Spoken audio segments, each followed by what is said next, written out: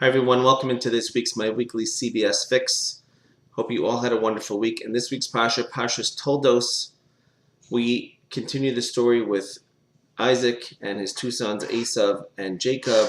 As you all know, we are descendants from Jacob.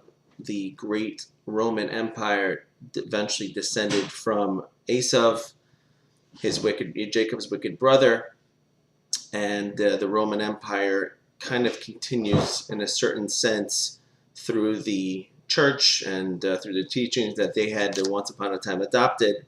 But be that as it may, the Torah tells us that Yaakov had gone in to steal the blessings of his father Isaac. What happened? Isaac wanted to give a blessing to his son Esav, the wicked one. And that was because the Torah tells us that he used to fool Isaac into thinking that he was actually very righteous. But Rivka, his mother, knew the truth, and she actually commanded Jacob that he should go in and he should steal the blessings. And how should he do it? She set him up. She made him food, and she made him feel just like Esav because he had hairy skin, and Yaakov was very smooth, and she gave him his clothing. And it worked. The trick somehow worked. And I'm kind of fast forwarding just because I'd like to get to the main point. And Yaakov gets the blessings, and when Esav comes in to get his blessings, he says, "My father, eat." So Yitzchak says, "Who are you?" So he says, "It's me, Esav." So the Torah says that Yitzchak trembled greatly, exceedingly, and he said, Your brother came with cunning, and he took your brachas, he took your blessings." And when Esav heard that, he let forth this incredible piercing cry. But Yitzchak tza'aka g'dola mara ad ma'od. He let out this incredible scream, this incredible cry, and he was in incredible pain. And he finally said, "You only have one blessing?" He goes, "What can I do? Your brother came and he took the blessing." Now, this is just not a story for in and of itself, but of course this is always a portent for our future.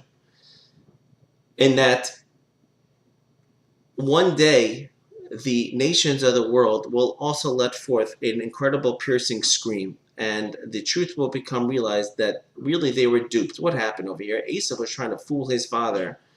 Look how righteous I am. And eventually the odds were turned against him by fate. Hashem manipulated it that it should work out, that Esav should realize that he only takes his foot out of his mouth to put the other one in.